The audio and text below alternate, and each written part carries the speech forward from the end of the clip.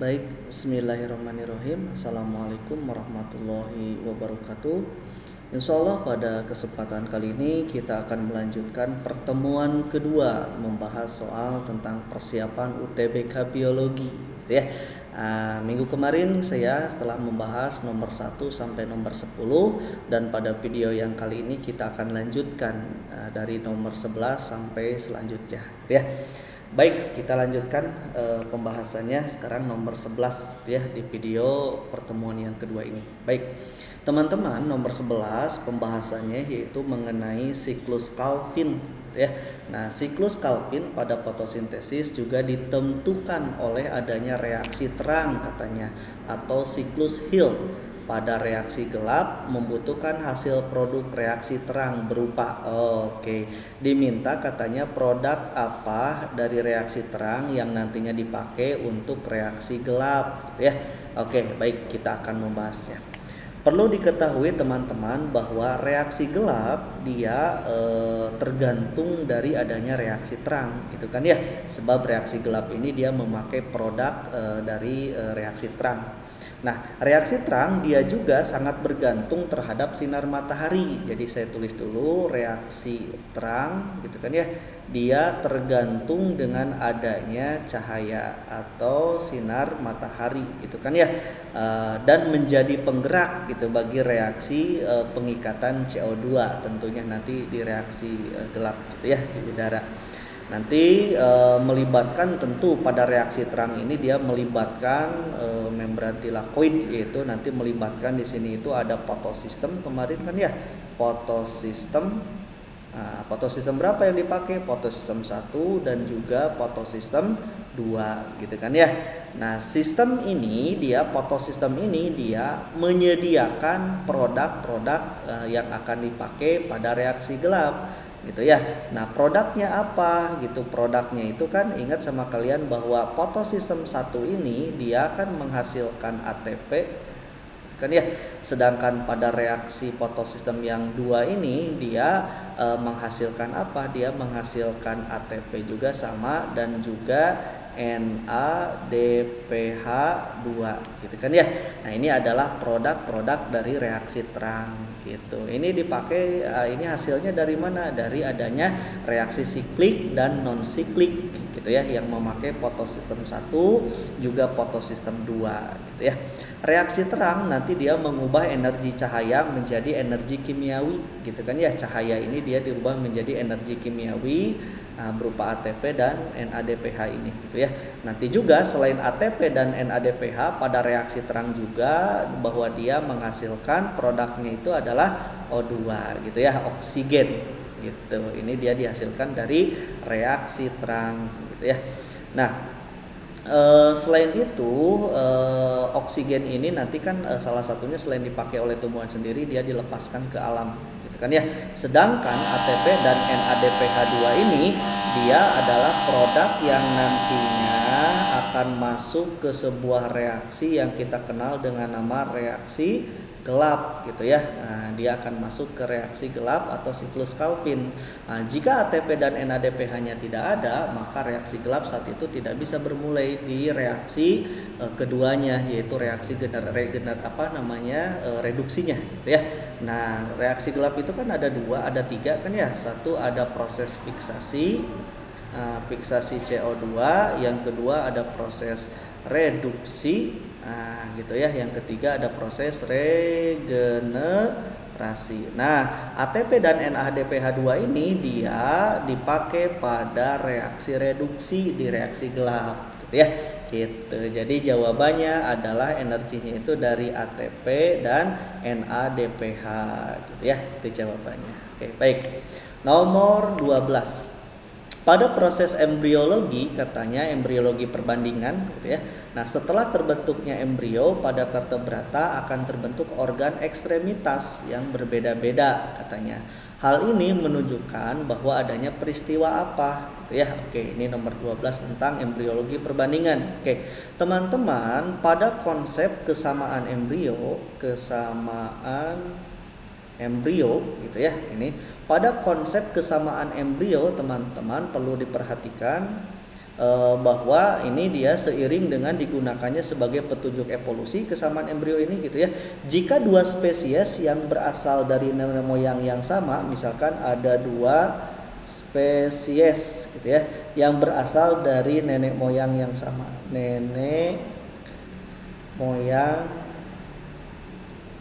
yang sama gitu ya. Nah, keduanya dia mungkin masih memiliki kesamaan dalam perkembangannya. Jadi kalau ada dua spesies gitu kan ya yang nenek moyangnya sama, ini dimungkinkan bahwa dua spesies ini masih mungkin memiliki kesamaan dalam hal perkembangannya. Gitu ya, itu konsep gitu ya. Nah, berdasarkan hasil akhir dari evolusinya nanti dibagi gitu ya. Ketika dia mau berevolusi nanti dibagi, ada evolusi divergen, ada evolusi yang mengarah ke divergen gitu ya, divergen, ada evolusi yang kedua yang mengarah ke dalam evolusi konvergen gitu ya. Nah, evolusi divergen dia merupakan evolusi yang perubahannya itu dia berasal dari satu spesies menjadi banyak spesies gitu ya. Jadi kalau yang ini bermulai dari satu spesies berubah menjadi banyak spesies, itu dia divergen gitu ya, banyak spesies gitu dia. Sedangkan evolusi konvergen dia kebalikannya, dia proses evolusi juga tetapi perubahannya didasarkan pada adanya kesamaan struktur antara dua organ gitu ya, dua organ atau organisme pada garis nenek moyang yang sama. Jadi kalau ini kebalikannya, jadi spesies-spesies di sini misalkan banyak spesies, lalu nanti dia ternyata ada kesamaan, dilihat kesamaannya menjadi mengerucut gitu ya, kesamaan dilihat kesamaan struktur gitu ya, struktur antara dua organisme. Jadi misalkan ternyata ditarik dia memiliki nenek moyang yang sama misalkan gitu ya, nenek moyang sama ternyata ini gitu ya, jadi mengerucut, jadi beda dengan divergen. Kalau divergen menyebar gitu ya, seperti itu.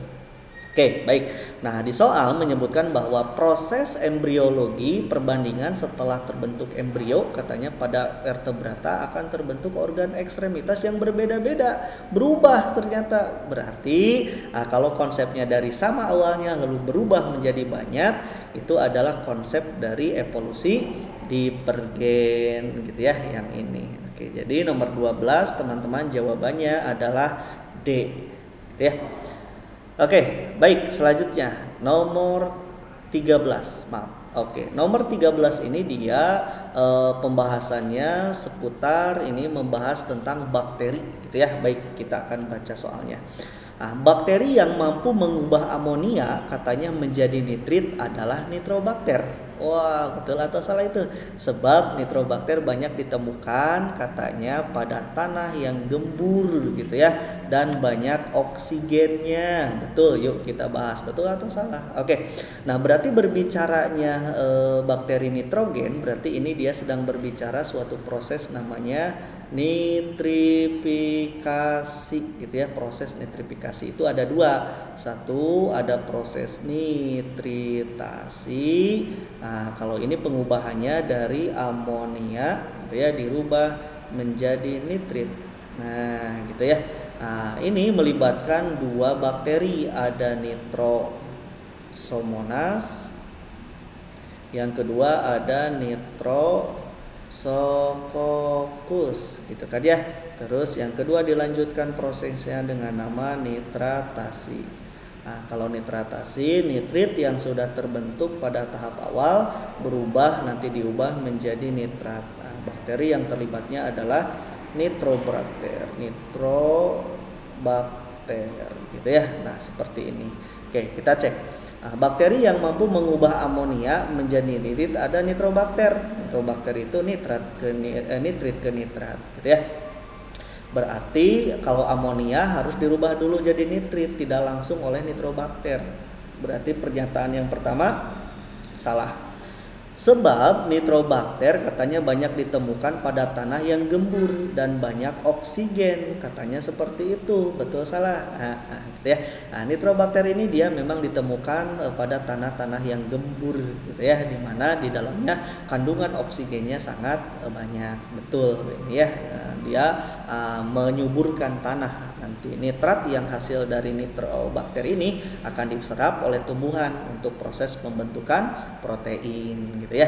Nah, betul dan salah itu jawabannya adalah D gitu ya, nomor 13. Nomor 14 teman-teman, ini dia mengenai tentang sistem peredaran darah pada serangga gitu ya. Jadi sistem peredaran darah pada serangga bersifat peredaran darah terbuka, katanya seperti itu. Betul atau salah gitu ya. Kita baca dulu. Sebab peredaran darah serangga hanya membawa sari-sari makanan tanpa oksigen. Oke. Nah, sistem peredaran darah pada serangga itu memang disebut sebagai sistem peredaran darah terbuka. Saya tulis juga ya, sistem peredaran darah atau SPD terbuka mereka itu ya. Nah, gitu. Ini dia sistem peredaran darah terbuka khusus pada serangga. Nah, sistem peredaran darah terbuka ini dia merupakan peredaran darah yang cukup sederhana gitu ya. Kenapa cukup sederhana? Sebab jantung membawa darah ke seluruh tubuh dengan cara mengalirkan ke rongga-rongga tubuh. Jadi langsung ini mah ya, dari organ yang kita sebut sebagai jantung, misalkan jantungnya tentu jantungnya sederhana gitu ya, pada organ yang berperan sebagai memompa yang nantinya langsung diedarkan ke seluruh tubuh, gitu ya, ke rongga-rongganya tanpa adanya pembuluh darah. Jadi dialirkannya itu tanpa pembuluh darah, tanpa adanya atau tanpa memakai pembuluh darah gitu ya, pembuluh darah. Makanya sering disebut sebagai sistem peredaran darah terbuka gitu ya. Nah, sistem peredaran darah terbuka itu dia kebanyakan pada serangga misalkan gitu ya, pada anggota yaitu serangga. Misalkan boleh dicontohkan belalang gitu kan ya. Belalang, apalagi laba-laba gitu ya. Laba banyak lah ya. Kalau misalkan serangga ya serangga contohnya belalang gitu ya. Selain serangga berupa belalang, ada juga memang laba-laba gitu ya. Ada dari kelas yang lain. Tuh dia juga sistem peredaran darah terbuka gitu ya. Terus ada juga yang lainnya selain belalang, juga ada udang juga sama gitu ya. Jadi kalau serangga diwakili oleh belalang gitu ya, ini yang sering di pembahasannya gitu ya. Ataulah kelompok arthropoda gitu. Kelompok arthropoda itu contohnya serangga gitu ya. Terus ada belalang, ada udang, itu dia sistem peredaran darah terbuka gitu ya. Di mana darahnya itu dia disebut sebagai hemolimpa gitu ya. Hemolimpanya ini dia berperan untuk apa? Dia berperan sebagai pembawa nutrisi gitu ya. Jadi gasnya itu tidak dibawa oleh darahnya atau tidak dibawa oleh hemolimpa. Jadi oksigen, CO2 itu tidak melibatkan sistem peredaran darah di dalam tubuh, sistem peredaran darah terbukanya serangga gitu ya. Jadi di dalam sistem peredaran darah terbuka, jadi yang kita sebut sebagai hemolimpa, di dalamnya itu berperan hanya dia mengangkut nutrisi tanpa adanya gas-gas seperti halnya oksigen gitu ya. Itu dia konsepnya. Yuk kita bahas. Berarti peredaran darah pada serangga bersifat peredaran darah terbuka, betul gitu ya. Serangga itu kan arthropoda gitu ya, dia betul. Terus sebab peredaran darah pada serangga hanya membawa sari-sari makanan tanpa membawa oksigen, betul gitu ya. Ini dia darahnya itu hemolimfa. Oke, nah sekarang apakah pernyataan atas dengan pernyataan bawah ini nyambung? Kita coba. Kalau nyambung berarti pernyataan atas itu dijelaskan oleh pernyataan di bawahnya. Nah, sayang sekali pada pernyataan atas memang konsepnya mengenai menjelaskan bahwa serangga sistem peredaran darah terbuka. Di bawah sebabnya itu tidak menjelaskan kenapa gitu ya. Ini menjelaskan fungsi yang lain gitu. Berarti kalau tidak nyambung, betul-betul tidak nyambung pernyataannya, berarti jawabannya adalah B gitu ya. Kalau nyambung jawabannya A gitu ya. Oke. Nomor 15. Oke, ini seputar tentang hormon. Oke, baik, hormon.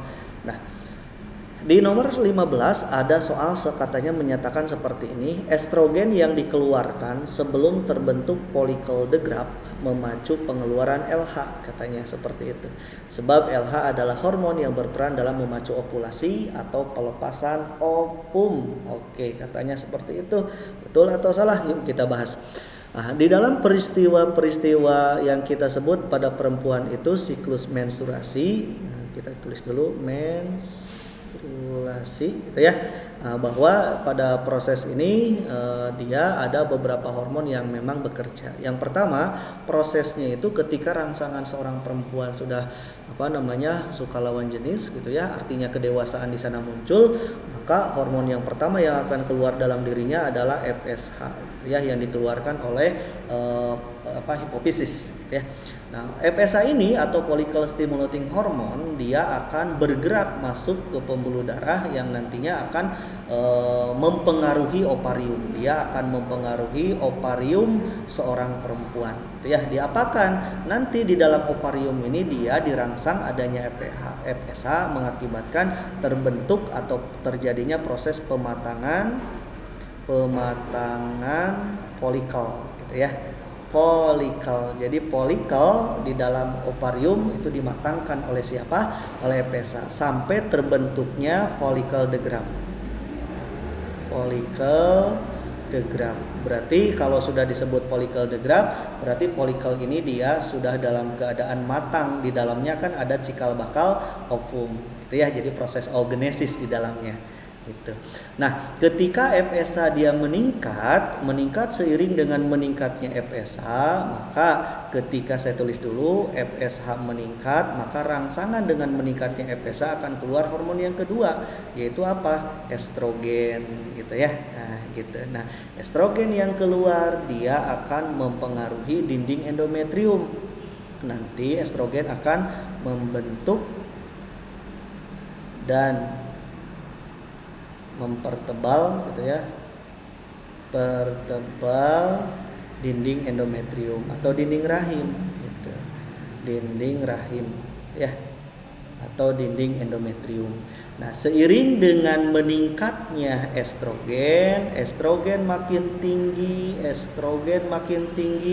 nah, selain dia mempertebal juga membentuk dinding endometrium, juga FSH dirangsang untuk mengeluarkan hormon yang ketiga, yaitu keluarlah LH. Jadi LH kapan keluar? Ketika estrogen makin meningkat, gitu kan ya. Lalu keluarlah LH.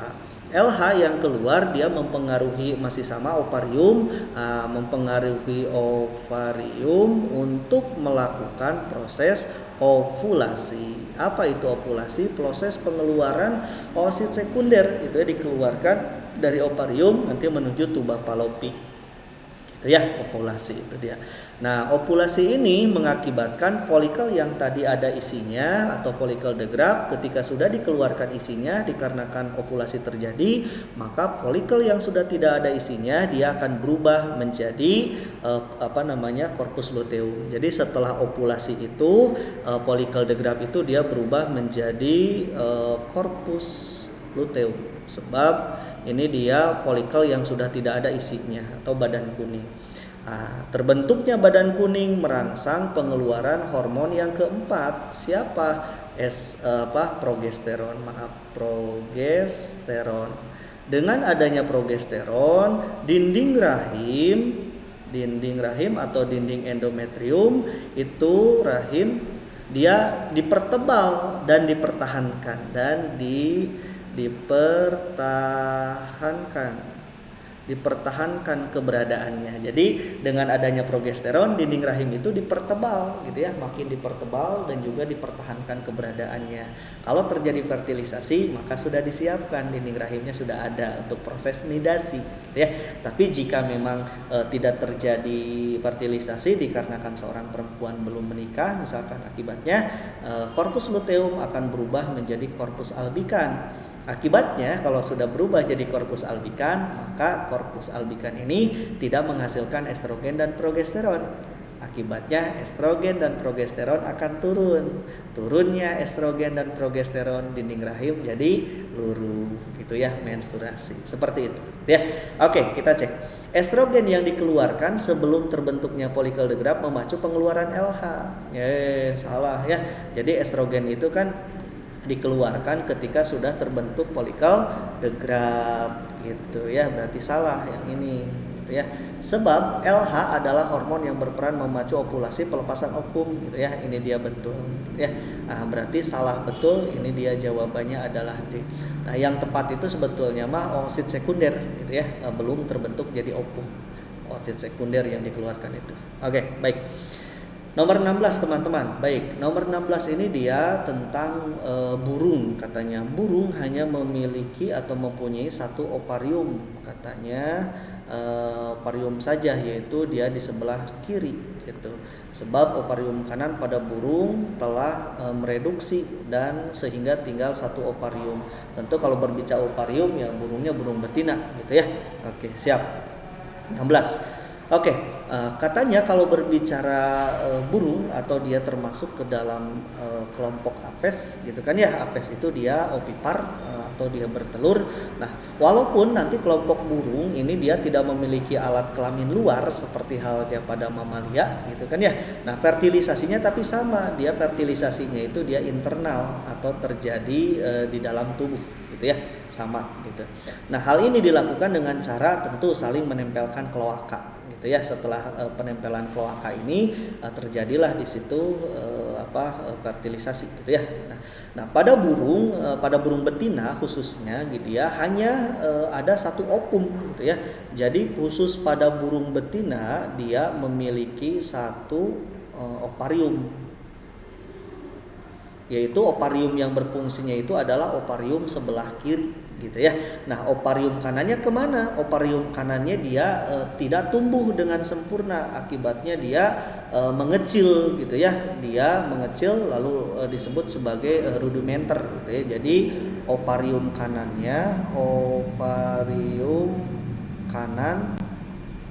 mengecil atau tidak berkembang gitu ya. Mengecil atau tidak berkembang, nama istilahnya itu adalah rudimenter. Jadi kalau ada hewan rudimenter misalnya gitu kan ya, atau satu ovariumnya dia mengecil, yaitu ovarium sebelah kanan, itu sedang berbicara kelompok dari Aves ya, atau burung gitu. Nah, ovarium ini dia dilekati oleh satu corong seperti sama kita gitu ya, untuk nanti menangkap ovum yang lepas gitu ya, yang dilanjutkan ke ovidak sama. Nanti di ovidak terjadi fertilisasi gitu ya, yang nantinya setelah terjadi fertilisasi akan masuk ke ovarium sama itu ya. Oke, nah teman-teman, itu dia khusus untuk burung betina gitu ya. Dia burung betina memang seperti itu gitu. Nah pada burung jantan perlu diketahui kalau pada burung jantan dia terdapat sepasang testis. Jadi testisnya ada dua gitu ya, yang berhimpitan dengan ureter dan bermuaranya itu sama, dia ke kloaka. Jadi kalau si jantannya mah testisnya tetap dua gitu ya. Nah, gitu. Fertilisasi akan berlangsung di daerah ovidak sama juga gitu ya. Tapi pada burung-burung betina perlu diketahui bahwa ovariumnya itu satu, yaitu ovarium sebelah kiri gitu ya. Oke, burung hanya mempunyai satu ovarium, yaitu ovarium sebelah kiri, betul gitu ya. Sebab ovarium kanan pada burung telah mereduksi sehingga tinggal satu ovarium, juga betul. Ini menjelaskan gitu ya. Telah mereduksi berarti telah mengalami rudimenter gitu ya, yaitu sebelah kanannya. Berarti menjelaskan ini ya, berarti nyambung pernyataan atas dijawab oleh pernyataan bawah. Berarti jawabannya nomor 16 adalah A gitu ya. Oke, baik. Nomor selanjutnya kita lanjut ke nomor 17. Nomor 17 teman-teman, ini pembahasannya tentang hukum Mendel nih ya, kita akan ceritakan. Oke, seorang wanita karier buta warna katanya. Karier buta warna berarti tuliskan seorang perempuan karier buta warna, berarti X yang kena X-nya itu adalah 1, yang CB-nya adalah 1 gitu ya. Nah, kalau mau ditulis dua-duanya boleh, lambang CB-nya berarti C dan B besar di sini kapital. Kalau yang ini harus kecil. Nah, biar tidak lupa udah 1 aja gitu ya. Berarti wanita karier dia normal, tapi karier pembawa sifat seperti ini nulisnya. Menikah dengan laki-laki normal, laki-laki tidak buta warna, berarti dia X, Y gitu ya. Oke, semua anak laki-lakinya normal. Oke, yuk kita cek teman-teman. Ini adalah 2 pangkat 1 gitu ya. 2 pangkat 1 itu adalah 2, berarti turunkan 2 hurufnya. X dengan XCB. Ini cara cepat gitu ya. Ini juga 2 pangkat 1, berarti turunkan 2 hurufnya XY gitu ya. Turunkan 2 pangkat 1 itu dari mana Pak? 2 pangkat 1 itu adalah 2 pangkat N kan ya rumusnya. N itu adalah sifat beda. Kalau ini makan beda. Ini X dengan XCB beda, berarti hitung 1 gitu kan ya. Ini juga X dan Y berbeda, 2 pangkat 1 juga ya. Oke, kawin silang. Ini dengan ini dikawinkan berarti menghasilkan perempuan yang normal. Ini dikawinkan berarti menghasilkan laki-laki yang normal. Ini dikawinkan menghasilkan perempuan yang normal karier gitu kan ya. Ini dikawinkan, ini akan menghasilkan anak laki-laki yang buta warna. Berarti nomor 17, seorang wanita karier buta warna menikah dengan laki-laki normal. Semua anak laki-lakinya normal? Tidak, dia ada 1 anak laki-laki yang kena. Ada 50% anak laki-laki yang kena. Berarti pernyataan yang pertama salah ya. Sebab gen buta warna yang dibawa oleh ibu hanya diturunkan pada semua anak perempuan. Tidak, anak perempuan malah dia sebagai kariernya gitu ya. Anak laki-laki juga kena. Berarti salah, ini bukan hanya anak perempuan, ke anak laki-laki juga kena gitu ya. Oke, salah berarti jawabannya adalah E gitu ya. Oke. Nomor 18 ini adalah tentang struktur berikut organogenesis gitu ya. Ini adalah organogenesis, struktur berikut yang berasal dari perkembangan lapisan mesoderm. Oke. Teman-teman sudah tahu konsepnya bahwa hasil dari fertilisasi dari ovum dengan sperma itu ketika bergabung kan jadi zigot gitu kan ya. Zigot dia berubah jadi morula. Morula berubah dia jadi blastula gitu kan ya. Blastula dia berubah menjadi gastrula gitu ya. Nah, tahapan gastrula ini dia akan terbentuk 3 lapisan ya. Nah, 3 lapisannya itu dia mengalami 2 proses. 1 mengalami diferensiasi perubahan struktur dan fungsi yang nantinya akan melakukan organogenesis atau pembentukan organ-organ ya. Nah, dari mana pembentukan organ? Tentu ya diferensiasi dan organogenesis itu dari 3 lapisan yang ada di gastrula, yaitu lapisan ektoderm gitu kan ya, lapisan mesoderm dan lapisan endoderm gitu. Nah, 1 lapisan ektoderm gitu ya, ektoderm ini akan berubah jadi apa? Nah, pada lapisan ektoderm ini nanti akan berubah menjadi misalkan boleh rambut gitu ya. Terus ada kulit, banyak sekali. Terus ada sistem saraf dan juga yang terkenal ada alat indera gitu ya. Gitu. Yang kedua, nanti lapisan mesodermnya jadi apa? Lapisan mesoderm itu lapisan tengahnya gitu ya, dia akan membentuk misalkan otot gitu ya.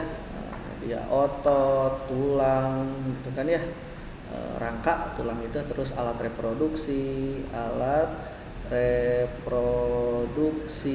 terus dia sistem peredaran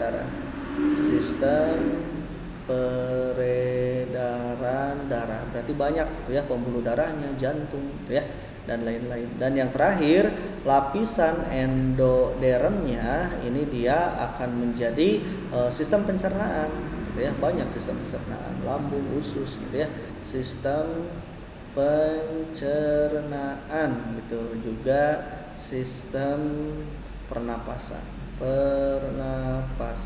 Oke, gitu ya. Oke. Baik, yang diminta adalah di soal mesoderm. Berarti kalau mesoderm nomor 18 ini berarti jawabannya kita cari tulang masuk ada ya. Terus otot juga ada gitu. Terus nomor berapa tadi? 18. Uterus itu apa? Alat reproduksi gitu kan ya. Saraf itu adalah sistem saraf, ektoderm. Berarti salah kalau saraf ya, dia ektoderm. Berarti jawabannya adalah 1 2 3. Nomor 18 1 2 3 itu adalah jawabannya A. Gitu ya. Oke. Baik, yang terakhir nomor 19. Nah, Nomor 19 ini tentang adanya lebih dari satu embrio dalam biji dapat terjadi karena peristiwa. Oke, kalau ini berarti teman-teman harus mengetahui dulu amphipixis apa, apogami apa, kleistogami apa, parthenogenesis apa gitu ya. Baik, yang pertama teman-teman atau amphipixis gitu ya. Nah, amphipixis itu dia terbentuknya, udah tulis ya, terbentuknya embrio. Ini dia terbentuknya embrio melalui peleburan sperma ovum. Jadi terbentuknya embrio itu peleburan antara sperma plus ovum gitu ya. Nah, berarti kalau sperma dan ovum ya normal, berarti bukan yang ini gitu ya. Ini harus membentuk di dalam biji itu dia lebih dari satu embrio. Kalau ini kan sperma ovum menjadi satu embrio, berarti yang nomor 1 bukan. Nomor 2 ada yang disebut sebagai apogamik. Apogamik itu dia pembentukan embrio juga. Tulis ya, pembentukan embrio. Mana? Embrio gitu ya. Dari mana? Ini dia pembentukannya itu bisa dari IKLS gitu ya, inti kandung lembaga sekunder, bisa juga dari tanpa peleburan tapi gitu ya. IKLS berkembang tanpa peleburan antara sperma ovum tentunya gitu ya. Terus juga tanpa kantung lembaga tanpa peleburan atau tanpa kawin tadi gitu ya. Terus juga dari antipoda juga bisa dari sinergid gitu ya. Yang nantinya mereka akan menghasilkan lebih dari satu embrio di dalam biji gitu ya. Jadi banyak, berarti yang nomor 2 bisa ya. Nomor 3 itu kleistogami. Kalau kleistogami itu dia penyerbukan sendiri gitu ya. Jadi penyerbukan sendiri gitu ya pada satu bunga gitu. Ya penyerbukan sendiri di dalamnya kan ada butik, ada benang sari gitu ya. Terjadi penyerbukan sendiri pada bunga gitu ya. Itu mah tidak menghasilkan embrio yang banyak gitu ya. Oke, nomor berapa ini teh? Nomor 19 tadi ya. Oke. Dan nomor 4 itu adalah ada parthenogenesis. Kalau parthenogenesis itu dia individu yang terbentuk dari telur gitu ya. Jadi individu yang terbentuk dari sel telur gitu ya, tetapi tanpa peleburan dengan sperma gitu ya. Jadi telurnya itu dia berkembang menjadi individu gitu ya, tanpa adanya peleburan dengan sperma. Ini contohnya misalkan kalau di hewan itu yang terkenal itu kan ada lebah, semut gitu kan ya. Dan ini dia kalau pada tumbuhan ini dia menghasilkan embrio lebih dari satu gitu ya. Individunya itu mampu terbentuk dari sel telur gitu ya, lebih dari satu kalau di tumbuhan embrionya. Oke teman-teman, jadi nomor 19 itu jawabannya betul itu adalah 24. 24 itu apa ya? 1 2 3A, 1 3B, 24C. 24C berarti ini dia jawaban nomor 19 adalah C ya. Nah, kalau 4 saja kan D ya. Oke. Siap, terakhir. Oke, adanya protein di dalam makanan katanya akan memacu pengeluaran. Oke, nomor 20 ini kita akan bahas memacu pengeluaran apa. Oke, ketika teman-teman protein di dalam makanan, protein itu nanti dia memacu 2 organ. Satu nanti ada di lambung gitu kan ya, memacu organ lambung. Yang kedua memacu organ usus gitu ya. Di lambung nanti ada HCl yang terangsang, yang kedua ada pepsin ya, yang terangsang dengan kehadiran protein. Di usus nanti dia ada enterokinase yang terangsang, terus ada tripsin, ada juga erepsin ya. Ada juga erepsin. Ah, ini dia. Ya, ini yang terangsang dengan kehadiran protein. Kalau di lambung HCl dengan pepsin, kalau di usus enterokinase, tripsin, erepsin. Ya, seperti itu. Berarti jawabannya adalah HCl bisa, pepsin bisa, tripsin bisa, enterokinase bisa gitu ya. Semuanya yang betul. Berarti jawabannya adalah, kalau semuanya betul itu jawabannya adalah teman-teman gitu ya. Jadi pembahasan pada paket pertama, soal pada paket pertama berarti telah selesai gitu ya. Kalau sudah selesai berarti nanti kita akan lanjutkan pada paket yang kedua gitu ya. Itu saja yang bisa saya sampaikan di pertemuan kedua ini. Mudah-mudahan bermanfaat. Assalamualaikum warahmatullahi wabarakatuh.